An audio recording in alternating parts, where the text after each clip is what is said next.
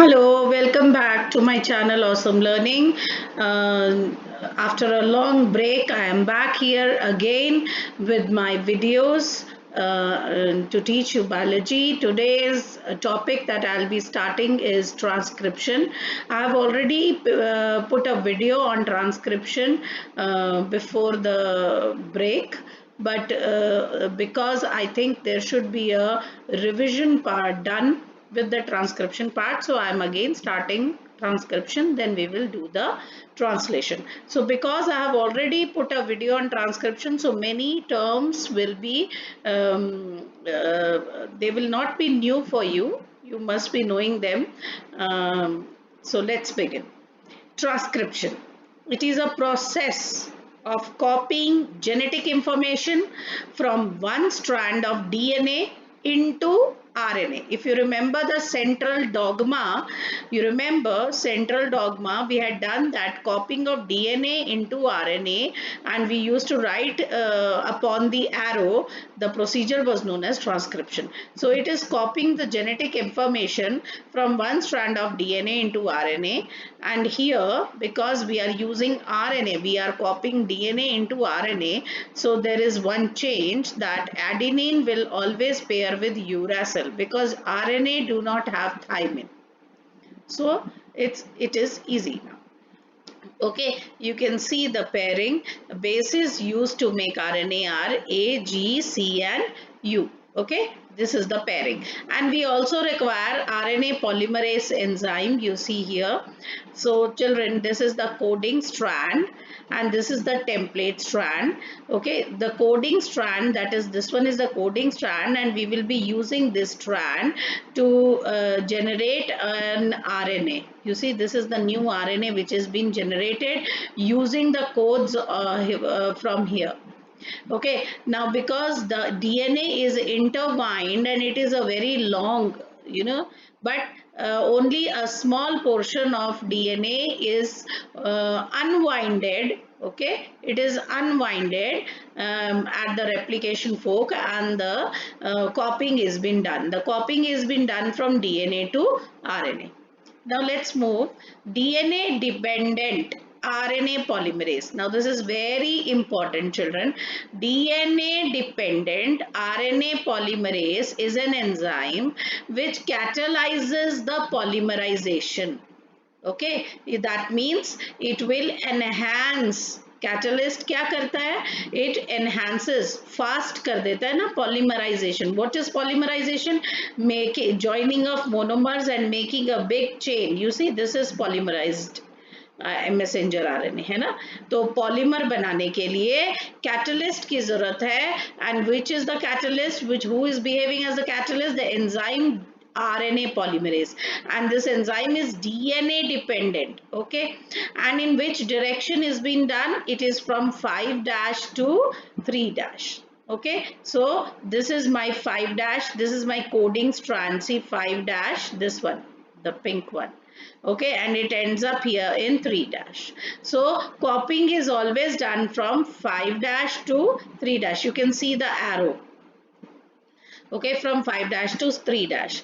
And children, because the strand is from 5' to 3', तो उसके opposite जो strand बनेगा RNA का, वो कैसा होगा?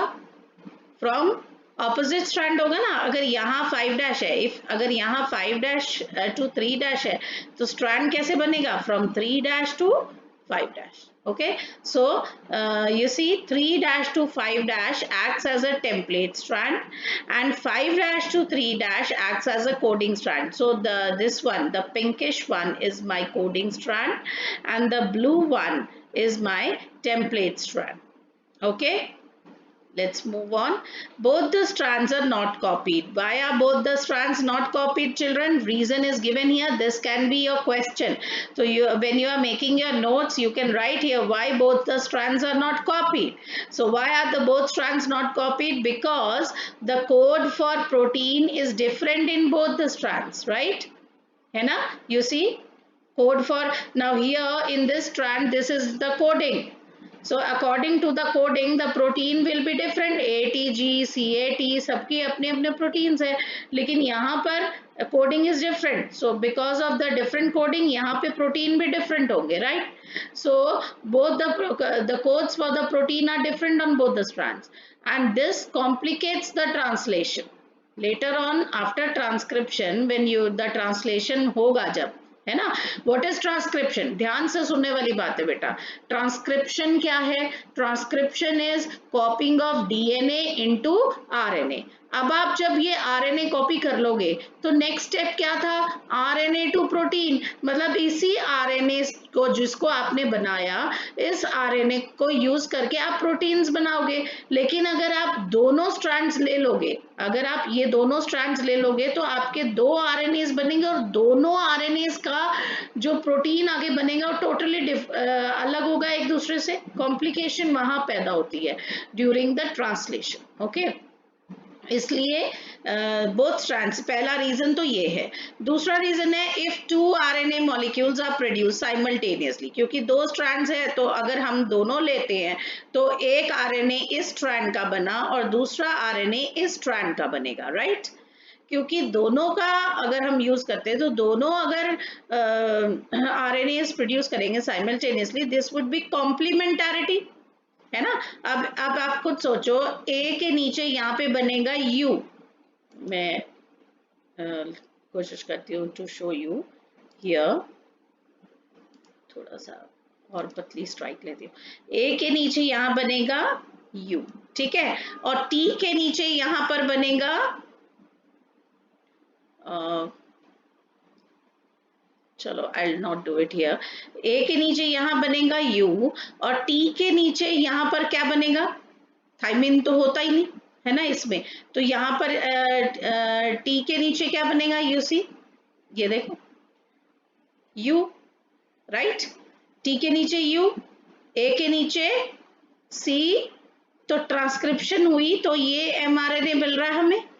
ओके, तो आप खुद सोचो, कॉम्प्लीमेंटारिटी क्रिएट हो जाएगी ना. ऊपर ऊपर ए है और नीचे यू है, तो ये पेयरिंग हो जाएगी. तो आरएनए तो कभी डबल होता ही नहीं ना stranded.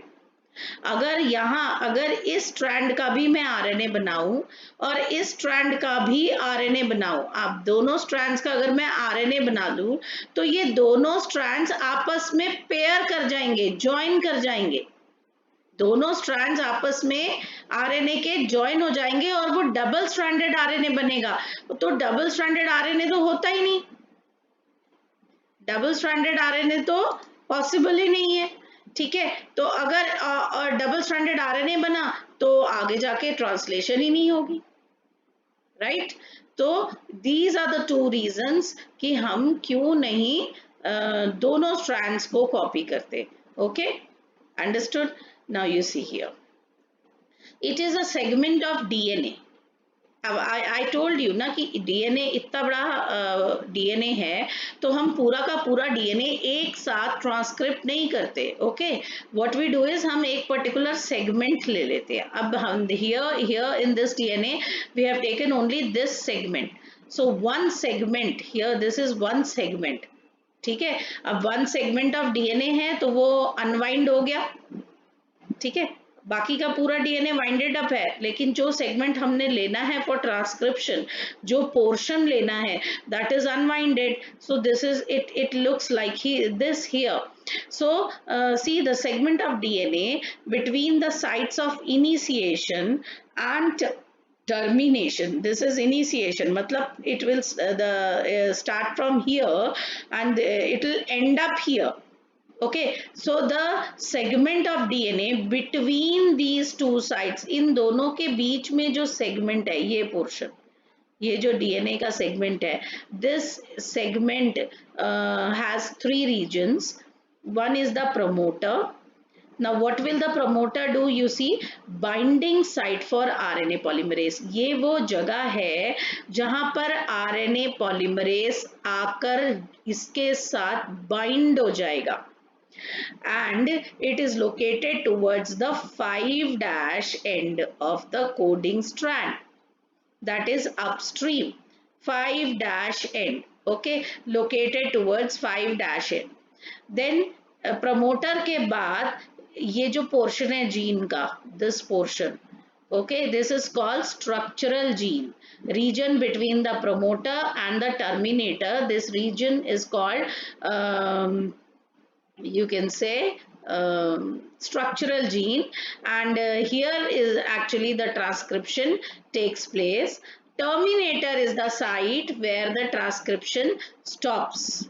Terminator is the site where the transcription stops, and it is located at the 3' end.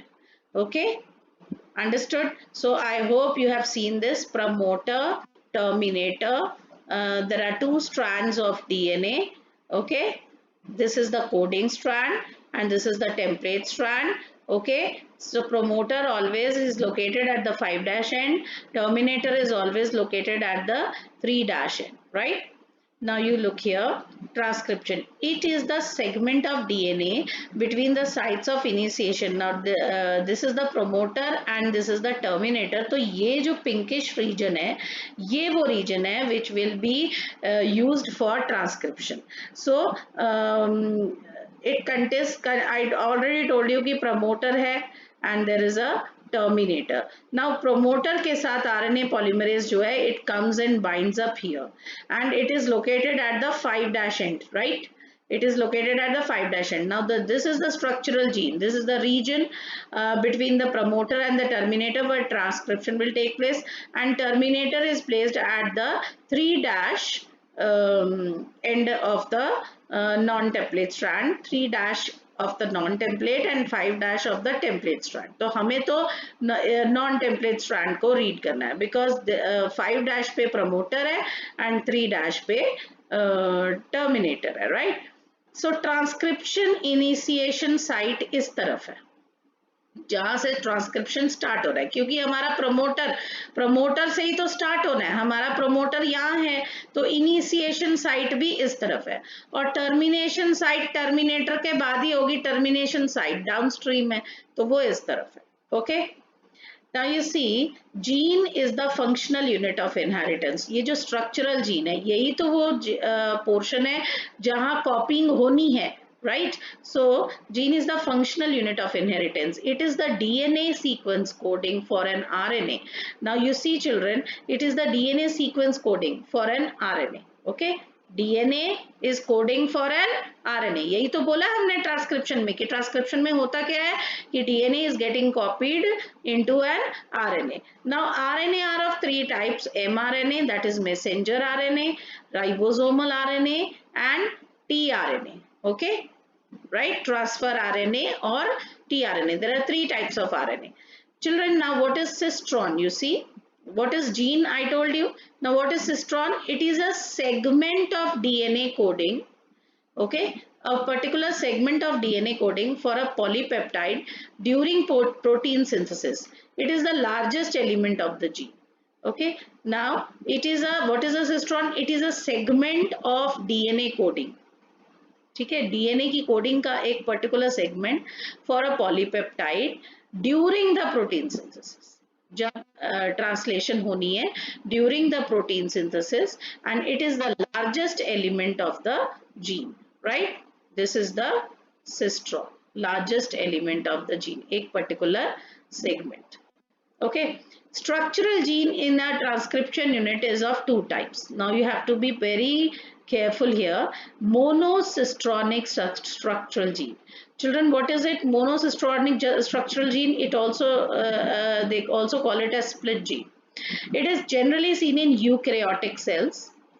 Here coding sequence is exons or expressed sequence are interrupted by introns or intervening sequence. आप देखो ये coding sequence है, मतलब ये coding portion है और उसके बाद एक इंटरप्शन क्रिएट हो गया, इंट्रॉन आ गया, फिर कोडिंग सीक्वेंस आ गया, फिर एक इंटरप्शन आ गया, फिर कोडिंग सीक्वेंस आ गया, फिर इंटरप्शन आ गया, फिर कोडिंग सीक्वेंस. तो ये इंट्रॉन्स जो है बीच में एक रुकावट है. हम लोगों ने ये चीज पढ़ी है पहले कि हम इंट्रॉन्स को कट करके हटा दें और सारे कोडिंग सीक्वेंस को हम ज्वाइन कर दें. तो हमारा पूरा का पूरा जीन जो है वो कोडिंग हो जाएगा, है ना। तो इंट्रॉन्स आर एक्चुअली इंटरवीनिंग, मतलब इंटरप्शंस है introns. Exons appear in processed mRNA, ठीक है। एक्सॉन्स कहाँ आएंगे? प्रोसेस, जो एमआरएनए प्रोसेसिंग हो गई, पहले बनी फिर एमआरएनए प्रोसेसिंग हो गई, उसमें इंटरॉन्स डू नॉट अपीयर। क्योंकि आपको मैंने ये पढ़ाया है, I have taught you this that mRNA का हमने जब ट्रांसक्रिप्शन, मैंने आपको you can go to my previous video of transcription, जिसमें आई टीच कि पहले एमआरएनए जो रॉ एमआरएनए बनता है, रॉ एमआरएनए ऐसे बनेगा जिसमें एक्सॉन्स और इंट्रॉन्स दोनों होंगे। लेकिन after some time when we have to actually process an mRNA, जब हम एक्चुअल एमआरएनए बनाएंगे तो हम इंट्रॉन्स को हटाते हैं बाय मॉलिक्यूलर बायोलॉजिकल सीजर्स, हम कट कर देंगे इनको यहाँ से बाय बायोलॉजिकल सीजर्स, और फिर हम सारे एक्सॉन्स को लाइगेस एंजाइम यूज करके पेस्ट कर देंगे और एक प्रोसेस्ड एमआरएनए बना देंगे। तो जब प्रोसेस्ड एमआरएनए बन जाएगा बच्चों, तो उसमें कोई भी इंटरॉन नहीं होगा। ओके, देन पॉलीसिस्ट्रॉनिक, ये तो था मोनोसिस्ट्रॉनिक स्ट्रक्चरल जीन यानी स्प्लिट जीन, जिसमें ऐसे स्प्लिटिंग है, ये देख रहे हो आप। Now what is polycistronic structural gene? It is present in prokaryotes. Here there is no splitting gene, you see, no split genes. Okay, gene 1, gene 2, gene 3, this is polycistronic, no splitting is there. बहुत सारे jeans है ना, ये तो एक ही gene है, ये पूरा का पूरा दिस इज वन जीन, और उस पर भी वन जीन पे भी इंटरप्शंस है बीच बीच में, राइट। लेकिन यहाँ पे क्या है, क्योंकि ये प्रोकैरियोटिक है, इनके पास तो सिंगल डीएनए ही होता है, यू नो दैट, है ना। तो इनके पास क्योंकि सिंगल डीएनए है तो जीन्स में कोई इंटरप्शन ही नहीं है, जीन 1 आ गया, फिर जीन 2 आ गया, फिर जीन 3, तो ये पॉलीस्ट्रक्चरल जीन है, पॉलीसिस्ट्रॉनिक। ये छोटे छोटे सिस्ट्रॉन्स जो हैं ये अटैच्ड हैं without any interruptions. So this was about monocistronic and polycistronic, right. Now you see here children, in bacteria, prokaryotes, okay, now we are talking about prokaryotes first here. Synthesis of all types of RNA are catalyzed, ठीक है। जितना भी type का RNA है, जैसे mRNA है या rRNA है या टीआरएनए है, किसी भी तरह का आरएनए है, तो उसके लिए they require RNA polymerase enzyme for catalysation. Okay, now you see here the steps. Transcription has 3 steps here. In prokaryotes, we are talking only about prokaryotes here, okay. So the 3 steps are initiation, elongation, termination. Children, please mark my words कि exam में अगर ये question आता है boards में, transcription in prokaryotes, तो please tick to your NCERT, how the way they write वैसे ही आपने लिखना है। Now the first part is initiation. Initiation of course means what? To start the transcription process. Now हमें पता है कि transcription will take place from 5' to 3' right. So this is our 5', तो हमारा प्रोमोटर कहाँ है? Our promoter is towards the 5' मतलब यहाँ पर कहीं हमारा प्रोमोटर ज्वाइन होता है, और प्रोमोटर के साथ हमने पहले ही कहा है कि प्रोमोटर के साथ आरएनए पॉलीमरेज जो है वो बाइंड हो जाता है, right. See, promoter binding of RNA polymerase. तो what we are doing here, ये रहा हमारा आरएनए पॉलीमरेज, यू सी, ये ऑरेंज जो ओवल स्ट्रक्चर है, एंड प्रमोटर के साथ बाइंड होता है, प्लस इसके साथ एक सिग्मा फैक्टर भी बाइंड होता है। तो प्रमोटर के पास कौन जा रहा है बाइंडिंग के लिए? आरएनए पॉलीमरेज प्लस अ सिग्मा फैक्टर। तो जैसे ही ये दोनों चीजें प्रमोटर के साथ बाइंड होती है, इनिशिएशन प्रोसेस स्टार्ट हो जाता है। उससे पहले अनवाइंडिंग वाला पोर्शन हो रहा है, वो अनवाइंडिंग वगैरह हुई है, दैट इज अंडरस्टूड, तभी ये सारी चीजें बाद में होंगी। Then we come to elongation process. Of course, जब ये फिक्स हो चुका है तो now elongation होगी, यानी पॉलीमर बनना शुरू होगा। You see, ये आरएनए बनना शुरू हो रहा है, इट इज कॉपिंग, है ना। आरएनए जो बना वो पॉलीमर बनता जा रहा है और बाहर निकलता जा रहा है, you see, and termination is here. और जब ये काम पूरा हो जाता है तो अनबाइंडिंग टर्मिनेटर के पास जाके ये अनबाइंड हो जाता है रो फैक्टर। अब आरएनए पॉलीमरेज के साथ कौन सा फैक्टर है? Rho factor. तो आप ये देखो, इनिशिएशन में कौन सा फैक्टर था? सिग्मा फैक्टर, और टर्मिनेशन में कौन सा फैक्टर है? Rho factor. You have to remember these important points. अब मैं इसको एलैबोरेटली आपको बताती हूँ, ठीक है। Initiation, First step is initiation. Here, as I already told you that RNA polymerase enzyme binds to the promoter site of the DNA, right? This causes the local unwinding. जैसे ये इसके साथ bind होगा, उस एरिया की, उस सिर्फ particular area की अनवाइंडिंग होगी, सारे डीएनए की नहीं होगी, ठीक है? तो उस पर्टिकुलर लोकल का मतलब है कि उस पर्टिकुलर एरिया की अनवाइंडिंग होती है, and an initiation factor, that is sigma factor, is present in RNA polymerase, which will initiate, which will start RNA synthesis. तो sigma factor का बहुत बड़ा रोल है, it will start the RNA synthesis. Okay, right? Then we come to elongation. You see here. Now what is elongation? हमारा initiation हो चुका है, RNA polymerase fix हो चुका है, सिग्मा फैक्टर अटैच हो चुका है, अब होना क्या है, अब आरएनए बनना शुरू होगा. सो आरएनए चेन सिंथेसाइज होनी शुरू हो जाती है from 5' to 3' direction, and in this process activated ribonucleoside triphosphates यानी ATP, that is adenosine triphosphate, GTP यानी guanosine triphosphate, UTP uridine triphosphate and cytidine triphosphate. आपको पता ही है कि 4 बेसेस हैं AGUNC. Why UNC? Because RNA है. So these are getting added up, और कौन सी डायरेक्शन में एडिंग हो रही है, 5' to 3'. और ये कॉम्प्लीमेंटारिटी रूल फॉलो करता है, यानी अगर ऊपर A है तो नीचे U होगा, ऊपर G है तो नीचे C होगा. So they are following complementarity rule. You can see ये आरएनए बनता जा रहा है, आप देख सकते हो नीचे blue one is the DNA and the red one is the RNA strand जो बनता जा रहा है और बाहर की तरफ आता जा रहा है.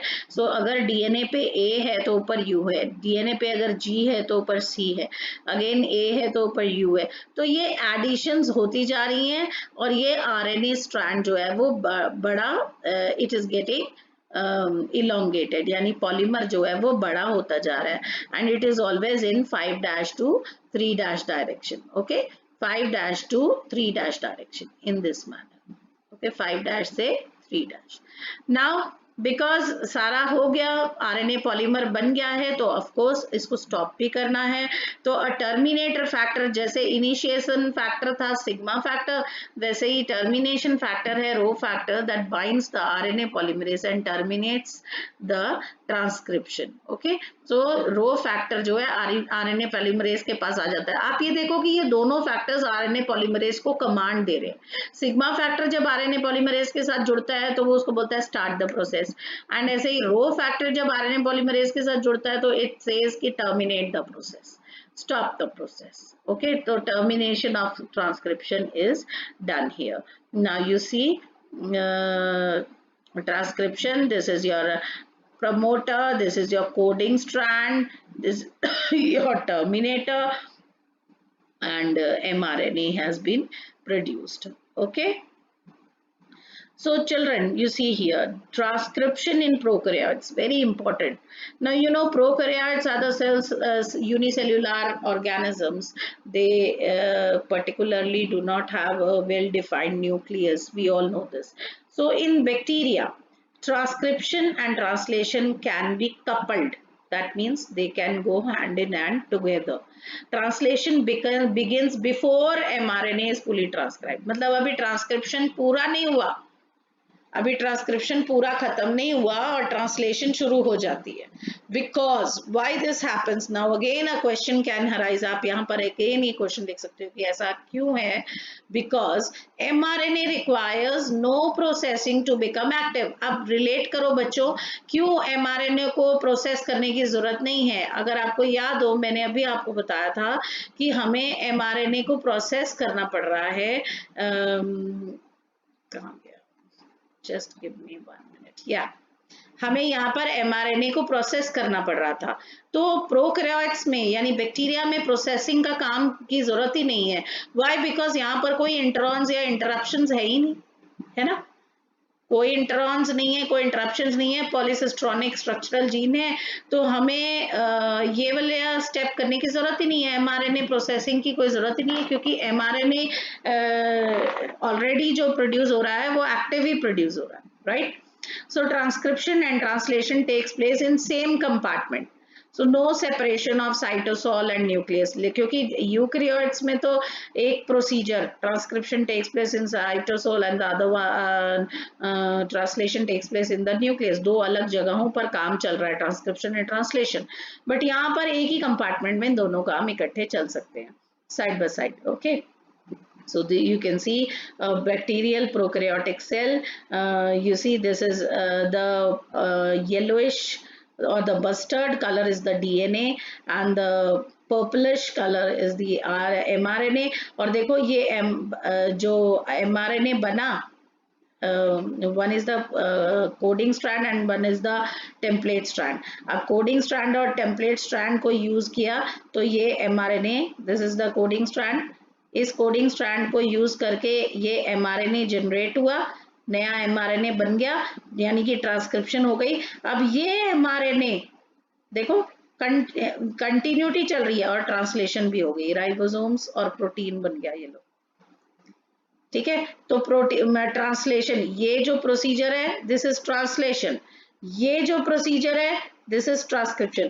तो transcription and translation are going on side by side. जो mRNA यहाँ से प्रोड्यूस हुआ ट्रांसक्रिप्शन से, वो mRNA राइबोसोम में एंटर करता है और देखो प्रोटीन सिंथेसिस हो गया ना। ठीक है, so translation is being done now here, but here in the eukaryotic cell coupling नहीं होती बच्चों, because eukaryotic में well defined nucleus है, so transcription and translation की coupling नहीं होती है। this is nucleus, this is the DNA, right? यहाँ से देखो इस DNA से ये RNA बनना शुरू हुआ। okay, this is RNA, फिर इस RNA की प्रोसेसिंग होगी, mRNA की प्रोसेसिंग होगी, वो भी न्यूक्लियस में हो रही है। प्रोसेसिंग मींस इंट्रॉन्स और एक्सॉन्स, इंट्रॉन्स को हटा के एक्सॉन्स को जोड़ेंगे, राइट? अब जब ये mRNA बन गया तो अब ये mRNA बाहर आएगा साइटोसोल में और वो राइबोसोम्स के साथ अटैच होके प्रोटीन सिंथेसिस करेगा, यानी ट्रांसलेशन करेगा। तो न्यूक्लियस के अंदर सारा ट्रांसक्रिप्शन और प्रोसेसिंग का प्रोसीजर चल रहा है एंड बाहर जो है ट्रांसलेशन। तो यहाँ कपलिंग नहीं है। So this is very beautiful diagrams to explain transcription in prokaryotes. Okay. In the next video, I will show you transcription in eukaryotes.